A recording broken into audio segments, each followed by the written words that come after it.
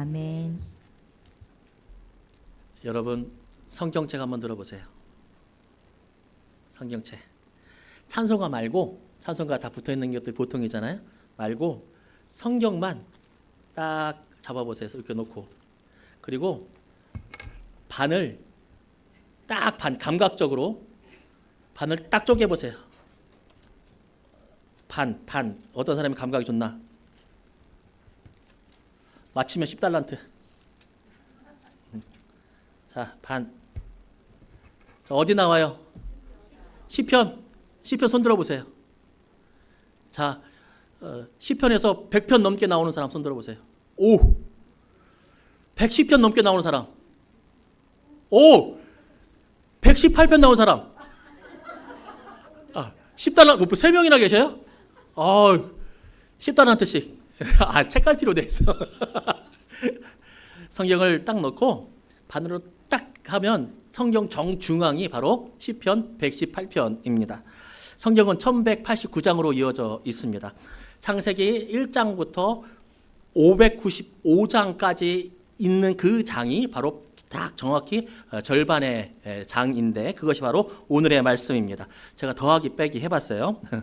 물론 성경이 쓰여졌을 때에는 장절이 있었습니까? 없었습니까? 없었어요. 장절이. 나중에 만들어진 것이라서 특별하게 뭐 어떤 영적인 의미를 부여하기는 그렇지만 그것을 받아들이는 우리에게는 또 다른 의미로 좀 받아들여지죠. 그렇게 시편 118편이 우리에게 오늘 맥주감사절에 찾아왔습니다. 오늘은 맥주감사 주일입니다. 간단히 설명하면 성경에서는 맥주절을 지키라고 말씀하셨습니다. 맥주는 보리를 추수하는 것입니다. 그런데 조금 더 자세히 가면 보리뿐만 아니라 밀도 함께 추수하는 것을 보리와 밀 추수를 합해서 감사해라 라고 지키라고 하는 것이 성경에서 나오는 맥주절이고, 우리나라는 밀보다는 보리가 더 많으니 보리 추수를 즈음해서 7월 첫째 주에 맥주 감사절을 지킵니다. 더 하나 또 여기에 우리나라의 특별한 의미가 부여되는데 그것은 무엇이냐면 남은 1년을 반으로 딱 나누면 6월 달까지 딱 나누고 7월 첫째 주부터 이제 하반기가 시작되는데 반년 동안 지켜오신 하나님께 감사하는 절기, 그리고 남은 한 해 동안 또 역사하실 하나님께 미리 감사하는 절기, 그것이 바로 맥주 감사절이다라고 말할 수 있습니다. 원래 성경에서 맥주절을 지킬 때에는 이스라엘 남자들이 찬송을 불렀습니다. 여자는 못 끼죠. 여자는 못 끼고 이스라엘 남자들이 시편으로 찬송을 불렀는데 그것을 할렐 시편이라고 합니다. 그 마지막 시편이 바로 오늘 118편이 할렐 시편의 마지막입니다. 그리고 종교개혁가, 정말 대단한 영성가이자 종교개혁가 루터는 시편, 오늘 20편 118편에 대해서 이렇게 말합니다. 함께 들어보겠습니다. 나는 성경 전부를 사랑하며 시편 전체를 사랑한다. 그 중에서도 나는 내 마음에 가장 와닿는 시편은 시편 118편이다. 그래서 나는 이것을 내 시편이라고 부른다. 이 시편은 나를 수많은 환난에서 건져내었다. 그 어떤 왕이나 지혜자나 성도들도 나를 도울 수 없을 때 이 시편이 나에게 큰 힘이 되어 주었다. 잘 들으세요. 이제 나는 모든 사람들이 이 시편을 자기의 시편으로 고백하기를 바란다. 루터의 말이에요. 루터가 이 시편이 이 말씀 내 말씀이다. 그런 거 있죠. 이 말씀 내 말씀이다. 그러니까 이 시편은 내 시편이다 하는 것이 모든 사람들이 이 시편을 그렇게 자기의 말씀으로 고백하면 좋겠다라고 하는 대단한 영성가의 그러한 후세를 위한, 그리고 신앙의 고백적인 말씀이죠. 이러한 맥락이 있는 시편 118편은 어떻게 시작하냐고 하면 감사하라라고 시작하고 있습니다. 감사하라. 이것은 선포이자 명령입니다. 그리고 감사하라라고 시작했으니까 그 밑에는 뭐가 나오냐면 감사해야 할 이유들이 나오고 있습니다. 한번 살펴보겠습니다. 첫 번째, 감사해야 할 이유 1절부터 4절에 나오듯이 하나님은 인자하시기 때문에 감사해야 한다. 그렇게 말씀하고 있습니다. 앞에 루터의 말을 전했다면 우리는 장로교 칼빈의 후예이니 칼빈이 말하는 인자는 무엇인가 한번 들어보도록 하겠습니다. 칼빈이 말하는 인자하심. 우리는 하나님의 권능이나 공의 때문에 하나님을 찬양하는 것이 아니라 하나님의 인자하심 때문에 하나님을 찬양하게 된다. 우리가 하나님의 인자하심을 맛보지 않고서는 결코 자발적으로 진심으로 하나님을 찬양할 수가 없다. 하나님이 정말 강해가지고 세서 막 전능하시니까 권능이 있으니까 찬양하는 것이 아니고, 하나님은 재판관처럼 너는 잘했고 너는 못했고 공의적인 하나님, 너는 이만큼 죄를 졌으니까 너는 이만큼 벌을 받고 너는 이렇게 되고서 딱 재판관처럼 판결하는 공의로운 하나님 때문에 하나님을 찬양하는 것이 아니고, 하나님을 찬양하는 거 감사하는 것은 하나님이 인자하시기 때문에, 인자를 맛보지 않으면 하나님을 찬양할 수 없다. 그렇게 인자를 가장 중요한 것에 두었습니다. 인자하심, 좀 추상적이죠. 한번 조금 단어를 살펴보겠습니다. 인자하심, 이 단어는 우리가 쓰는 우리나라 말 한문으로 번역을 해보면 단순히 착하다고 하는 것을 넘어서 따뜻하고 너그러운 마음을 가진 사람, 그렇게 남을 대하는 사람, 그것이 우리나라 말로 인자함입니다.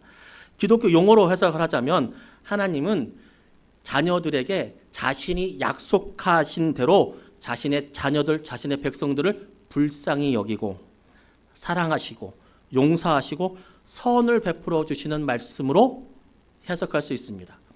여기서 중요한 것은 하나님이 자신이 약속한 대로, 굉장히 유명한 단어거든요. 저는 원래 설교 때 히브리어를 헬라어를 잘 안 써요. 오늘도 안 쓸 거예요. 하여튼 원뜻에는 이게 정말 굉장히 유명한 단어예요. 그리고 또 한 가지 덧붙이자면 뭐냐면 우리의 고통에 함께 참여하시는 것, 그것이 인자다. 인자다. 그것이 인자하시다. 하나님은 자신의 약속대로 사랑하시고 불쌍히 여기시고 용서하시고 우리의 고통에 참여하시는 그 마음이, 그리고 그 행동이 인자하심이다. 이런 용어로 설명할 수 있는데, 오늘 시편에 나오는 본문에 나오는 인자는 전체적인 뉘앙스, 분위기를 보면 오늘에 나오는 인자는 어떤 의미의 어떤 색채를 가지고 있냐면 구원이라고 하는 색채를 가지고 있습니다. 구원은 무엇입니까? 살려주는 겁니다. 살려주는 겁니다. 귀하고 복되신 여러분, 오늘 우리가 우리 된 것은 하나님의 인자하심 때문에 오늘 우리가 우리 된 것입니다. 우리는 참 연약합니다. 약합니다. 연약하고 약해요. 그리고 이 핑계도 대보고 저 핑계도 대보고 아니라고도 해보고 아무리 변명을 해봐도 우리는 악합니다. 어떠세요, 여러분? 악해요, 선해요? 선도 있지만 악도 있죠. 그래서 우리는 약하기도 하고 악하기도 해서 우리가 하나님의 손을 붙잡고 살아갈 수가 없습니다. 우리는 자꾸 하나님의 손을 놓고 싶은 욕망과 내 멋대로 하고 싶은 욕망이 있는 사람이기 때문에 잡고 싶을 때는 잡고 놓고 싶을 때는 놓고 그렇게 살아갈 수밖에 없는 존재라서 우리는 하나님의 우리 손을 우리가 잡고 갈 수가 없습니다. 그러면 어떻게 우리가 이 자리에서 예배를 드릴 수 있느냐? 하나님의 인자하신 손이 우리를 잡고 이끌어 가시기 때문에 우리는 오늘 이 자리에서 예배할 수 있고 하나님이 계심을 알 수 있게 되는 것입니다. 그래서 우리는 약하고 악해서 하나님을 잡고 갈 수밖에 없는데, 그런 우리가 우리의 힘으로 우리의 삶을 이끌어 갈 수 없습니다. 연약하고 악하고 지혜롭지 못해서 우리의 삶을 우리가 바르게 이끌어 갈 수 없습니다. 내 문제, 그러니까 다른 사람 문제를 해결해 주면 참 좋겠는데 거기까지 가지 못합니다. 내 문제 내가 해결하지도 못합니다. 안 맞습니까? 다른 사람 문제를 해결해 줄 수 있는 능력까지도 좀 있었으면 좋겠는데 다른 사람 문제를 해결해 주는 능력은커녕 내 문제 내가 해결하지도 못합니다. 근데 이게 어디까지 가냐면 내가 내 앞에 있는 문제를 내가 해결하면 좋겠는데, 건강이든 물질이든 관계든 해결하면 좋겠는데 그건 내가 해결하지 못하는 약함이 있는데 그것까지 갈 필요도 없어요. 내 마음인데 내 마음대로 안 돼요. 내 마음인데도 내 마음대로 안 돼. 내 마음 나도 몰라. 그렇게 약한 것이 우리입니다. 나약합니다. 이러한 우리가, 내 마음 하나도 내 마음대로 하지 못하는 이러한 우리가 그래도 믿음 지키고 하나님이 계심을 알고 그래도 오늘 주일이어서 주일을 기약하여 여기에 있을 수 있던 것은 바로 하나님의 인자하심 때문입니다. 그 인자하심을, 사랑하심을 가지고 우리를 보듬어 주시고 우리의 손을 이끌어 주셔서 예배의 자리로 나오게, 그리고 믿음을 지키게 하신 것입니다. 그래서 여러분, 우리에게는 빛과 소망과 희망이 있습니다. 빛과 소망과 희망. 우리는 연약해서 하나님의 자녀로 살 수도 없고 구원의 자리에 머무를 수도 없는 악함이 우리 안에 있는데, 하나님의 인자심 때문에 구원의 자리를 지킬 수 있고, 구원의 자리를 지켰기 때문에 우리에게는 삶에는 희망이 있고 새 생명이 있고 소망이 있습니다. 여러분은 소중합니까? 안 소중합니까? 소중합니다. 우리는 소중합니다. 나는 소중합니다. 여러분의 소중한 이유는 무엇입니까? 여러분의 소중한 이유, 내가 소중한 이유가 무엇입니까? 그것은, 잘 들으세요, 내가 소중한 이유는 여러분이 여러분의 생명을 택하지 않았기 때문입니다. 이게 무슨 말이냐면, 내가 태어나고 싶어서 이 땅에 태어난 것이 아닌 거예요. 인간이 왜 존엄합니까?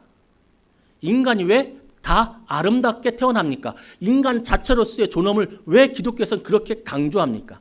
왜냐하면 내가 태어나고 싶어서 태어난 게 아니라 하나님께서 그를 태어나게 하셨기 때문에, 그 안에 신성이 있기 때문에, 그렇기 때문에 인간은 존엄하고 소중하고 그 무엇보다 내가 소중한 것입니다.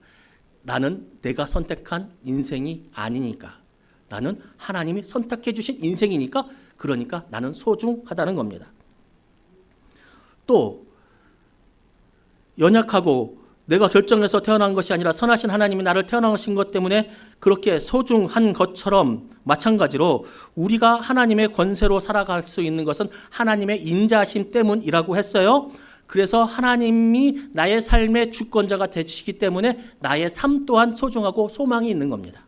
나의 삶 또한 하나님이 나를 붙잡고 있기 때문에 하나님의 권세 있는 자녀로 살아갈 수 있게 되는 것이죠. 선하신 하나님이 우리를 이끄시니 우리에게는 소망이 있습니다. 이전에도 그리고 이후에도, 언제까지? 영원까지. 하나님이 우리를 돌보시고 지켜주십니다. 우리는 지난 일을 감사할 수 있고 또 해야 하고, 한 발자국 더 나가서 앞으로 올 미래를 미리 감사하는 믿음까지. 왜 미리 감사하냐? 어떤 일이 생길지 아무것도 모르는데, 한 시간 뒤에 무슨 일이 생길지 아무도 모르는데 왜 미리 감사하냐? 하나님의 인자는 영원하시다고 하나님이 약속했거든요. 그러니까 우리는 미리 감사할 수 있는 사람들입니다. 하나님이 인자하시니 우리는 감사해야 하고, 두 번째 감사해야 하는 이유는 뭐냐면 5절 말씀에 보니까 하나님은 응답하시는 분이시기 때문에 감사해야 합니다. 5절 말씀 읽겠습니다.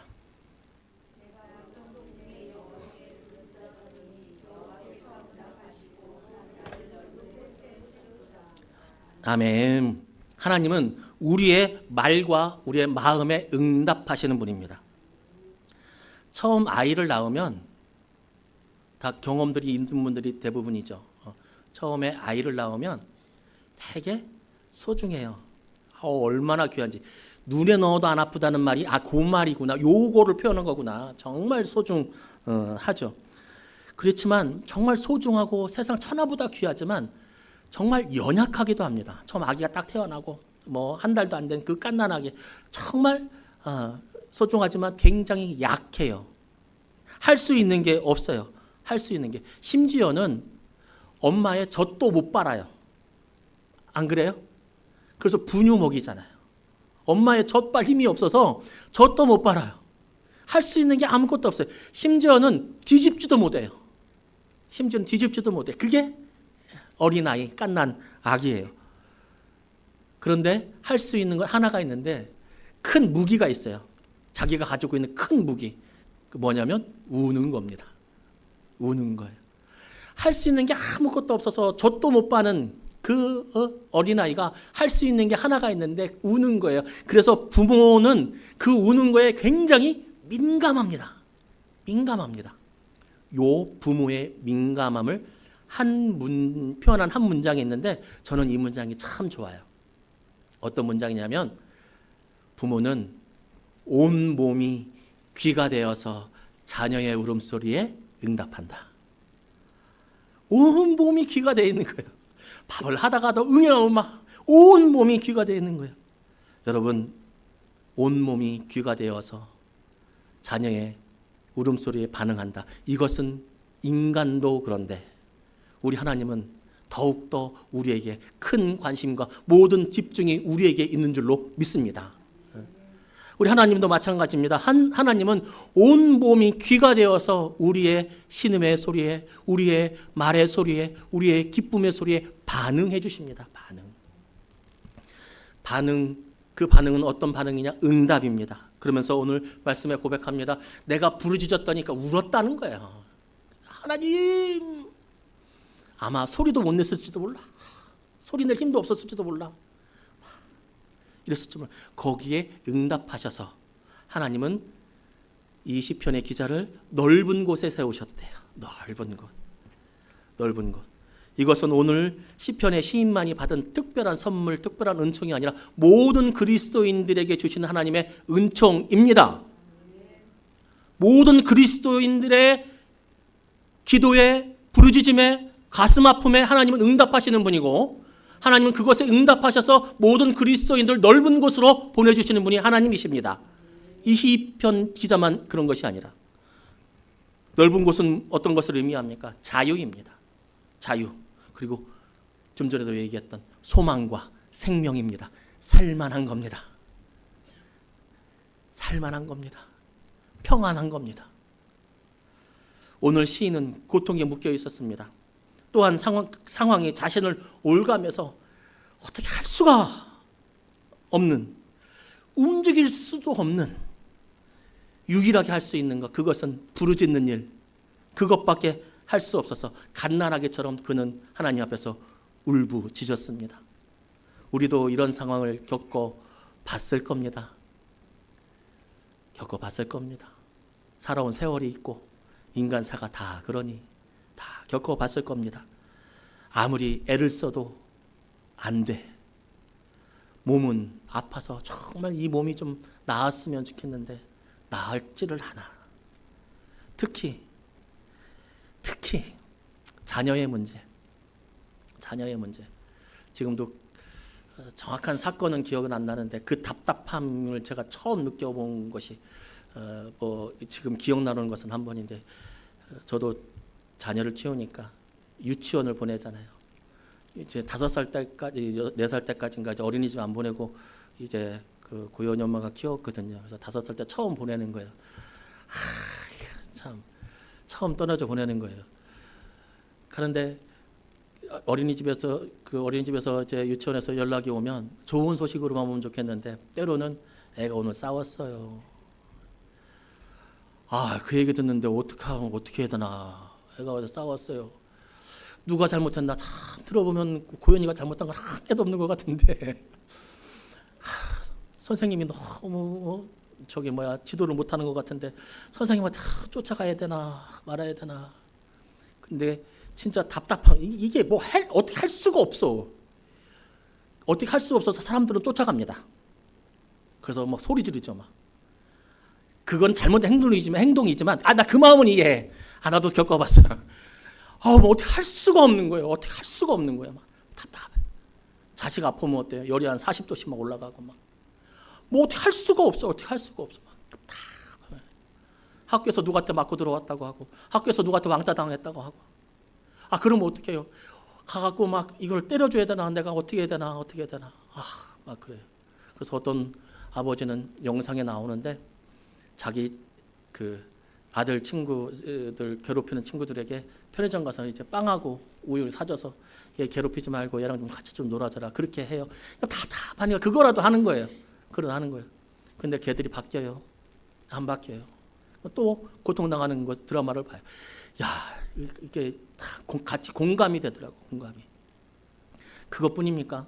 돈은 안 그렇습니까? 갚아도 이자는 늘어가고, 안 그렇습니까? 주식은 사는 거는 다 내 거는 파란색이고, 빨간색이 없어. 등록금 내야 되는데 등록금 때문에.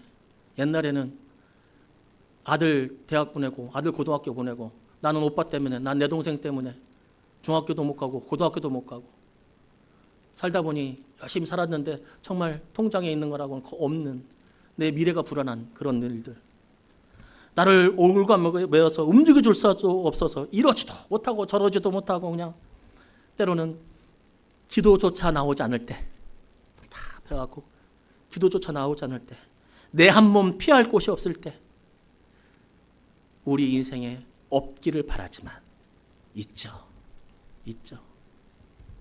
바로 그때 하나님은 우리의 신음과 아픔, 답답함을 온몸으로 들어주신다고 오늘 성경에서 말씀하고 계십니다. 그래서 희망이 있는 곳으로, 넓은 곳으로, 새 생명이 있는 곳으로 우리를 인도해 가십니다. 하나님이 응답하신다는 시인의 고백이 우리의 고백입니다. 근데 이것은 시인의 고백이기도 하고 우리의 고백이기도 하는데요, 세상의 진리이기도 합니다. 왜요? 성경에 써 있잖아요. 성경에 나왔잖아요.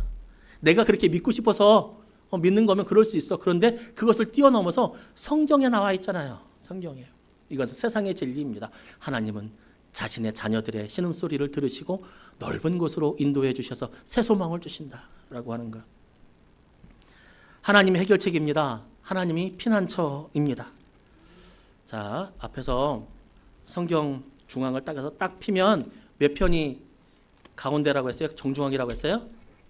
118편. 그럼 또 하나 퀴즈. 그러면 성경의 수많은 몇만의 구절 중에 가장 가운데 있는 구절은 어딜까? 무엇일까? 뭘까요? 바로 오늘 8절 말씀입니다. 성경의 수많은 구절 중에 가운데 말씀 함께 읽겠습니다.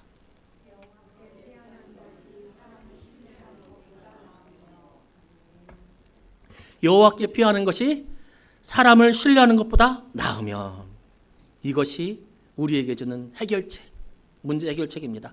다른 곳은 피할 곳이 없다는 겁니다. 사람보다 나으니까 사람도 괜찮이 좀 쓸만하지? 아니요. 그것이 정답이 아니란 얘기예요. 그건 오답이란 얘기예요. 이 얘기는 뭐 하라는 얘기예요? 누구한테 피하라는 거예요? 하나님께 피하라는 거예요. 하나님께. 하나님이 문제 해결책입니다. 해결책을 알면 문제는 더 이상 고통과 좌절이 아닙니다. 해결책이 있어. 그럼 그것은 더 이상 좌절과 고통이 아니죠. 이것은 무엇이냐면 숙제입니다. 숙제는 조금 힘이 들어요. 좀 힘들어요, 숙제. 그렇지만 해결책을 알고 있기 때문에 언젠가 이 숙제는 끝이 나요. 해결책이 있으니까. 그래서 좌절하지 않아요. 좌절하지 않아요. 하나님께 부르짖으면 우리의 문제는 해결됩니다. 우리의 부르짖음에 하나님께서 응답하셔서 하나님의 때에 우리를 하나님의 은혜 가운데서 참 인도하셔서 참 자유를 맛보게 하실 것입니다. 그래서 우리는 하나님을 찬양하고 감사해야 합니다. 마지막으로 우리 감사해야 하는 이유, 7절 말씀처럼 하나님이 내 편이 되시기 때문이다. 하나님이 내 편이다. 하나님 내 편이다. 저는 이 말씀 너무 좋고 감사해요. 하나님 내 편이다, 내 편이다, 내 편이다. 제가 신방 가면 잘 전하는 말씀이 이 말씀이에요. 하나님 내 편이에요. 하나님 권사님 편이에요. 내 편이에요. 누군가가 내 편이 되면 그것만 고마운 게 없어요. 막 누군가하고 언쟁하고 있을 때 옆에서 툭 한번 나를 밀어주면, 한마디 툭 밀어줘. 이 집사님이 그런 분은 아닌데 탁 한마디 탁 해주면 아우 마음이 막 얼마나 고마워요. 얼마나 고마워요. 하나님은 남편이 아니라 내 편입니다. 언제나 어디서나 영원히. 부부 사이에서 남편이 진짜 남편이 돼서 살아가는 사람들이 있죠. 서운하죠. 남편이 진짜 남편이 되어 살아가. 내 편이 되어야 되는데 자꾸 다른 사람 편 들어줘. 여보, 나 오늘 김 부장이 이만저만 해갖고 하는데, 아니 그게 그렇게 뭐라 할 일이야? 지는 뭐 다 잘해? 지는 실수 안 해? 아야, 그 인간 때문에 스트레스 받아 죽겠어. 하면 남편이, 그래 여보, 그 인간이 조금 그래. 근데 당신이 능력 있어서 좀 질투하나 봐. 얼마나 좋아. 여보, 나 그 인간한테 힘들어 죽겠어. 당신도 문제는 한두 개가 아니오. 당신도 문제는 한두 개가 아니오. 아이, 그래 버리면 어떡하냐고요. 한 토크쇼 프로그램, 강연 프로그램에 부부가 나왔어요. 편지를 썼어요. 이제 곧 서초동으로 갈 것 같아. 거긴 안 살려고 썼는데 부인이 있었어요. 정말 남편이래요. 진짜 남편. 그러니까 그 인간하고 왔대. 그 인간하고 둘이 남편인데 잘해줄 때가 있었대요. 결혼했을 때 아니면 결혼 안 했을 때. 이 부인이 생각해 본 거예요. 왜 결혼 안 했을 때 나에게 잘해줬을까? 답을 얻었대요. 그때는 내가 남이었으니까 잘하는 거야. 남한테만 잘하는 거야. 남한테. 때로는 남편이 남편만 들어서 속상할 때가 있고 내 편 들어줘야 할 사람이 노예 가가지고 막 노예에서 누구하고 저하고 언적이 딱 붙었어. 이거는 이렇게 하면 안 됩니다. 법이 이렇게 한다면 그럴 일도 없겠지만 하여튼 예를 들어서 딱 노예에서 딱 언쟁이 붙었어. 이건 이게 맞습니다. 저게 맞습니다. 막 그래서 우리 장로님 노예 총 들어갔더니 딱 손 들더니 그 신목사님 그건 이쪽 목사님 말씀 맞죠. 그러면 말은 맞을지 모르겠지만 나는 이제 무너지네. 저희 어머니가 옛날부터 했던 말씀이 있어요. 얘들아 어디 가서 네 동생이 싸우거든 이후 여하는 두 번째다. 무조건 네 편 들어라. 네 동생 편 들어라. 이 말이 뭐 다 꼭 맞는 말은 아니에요. 근데 부모는 그렇게 하잖아요. 오죽하면 부모가 자식이 범죄자를 숨겨도 부모는 죄가 안 된다잖아요. 범인 은닉이 안 된다잖아요. 그런데 그렇게 내 편 들어줘야 할 사람이 우리 장로님이 노예 가면 꼭 다른 목사님 편 들고 그럴 때도 있을 수 있어요. 사람은 원래 그런 거예요. 사람은 원래. 장로님 안 그러시겠지만. 그런데 우리가 확실히 아는 것은 오늘 말씀에 나오듯이 여호와는 하나님은 언제나 어디서나 영원히 내 편이시다라고 하는 사실. 내 편. 우리 속상하게 안 해. 우리 속상하게 안 해. 우리 서운하게 안 해. 데릭 레이먼드라고 하는 육상 선수가 있었습니다. 19살 때 400m에서 국가 신기록을 세웠습니다. 영국이에요. 육상 잘하는 나라예요. 우리나라 국가 신기록 뭐 이거하고는 또 달라요. 우리나라에서 예를 들어서 뭐 양국 신기록 하면 뭔 얘기인지 아시겠죠? 영국에서 19살 때. 근데 이 선수가 1988년 서울 올림픽에도 참가를 했어요. 참가를 했는데 이 아킬레스건이 이제 다쳐가지고 부상을 입어갖고 출전을 못했어요. 그 뒤로 4년 뒤 1992년 바르셀로나 올림픽에 참가를 해서 준결승까지 올라갑니다. 그리고 사람들이 예측하기를 메달권 안에 들어올 수 있는 선수다라고 할 정도로 유망주였습니다. 메달권 안에 있는 이 선수가 이제 시합의 준결승에 나가서 출발하기 시작합니다. 영상 한번 보겠습니다.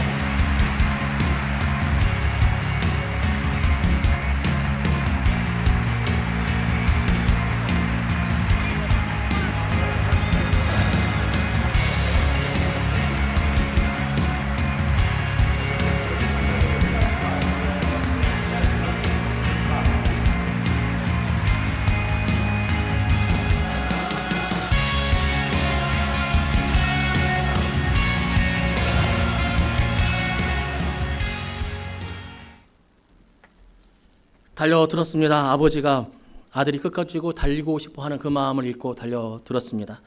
사람들은 선수가 달리다가 넘어지면 실망합니다. 그것이 우리나라 국가대표일 때는 더욱. 때로는 관리를 못했다고, 건강관리 그거밖에 못하냐고, 왜 다쳤느냐고, 네 실력이 문제라고, 운도 실력이라고 사람들은 그렇게 선수를 비난하기도 합니다. 그러나 아버지는 아닙니다. 우리도 살다가 넘어지면 내 편 들어주는 사람 없을 수 있습니다.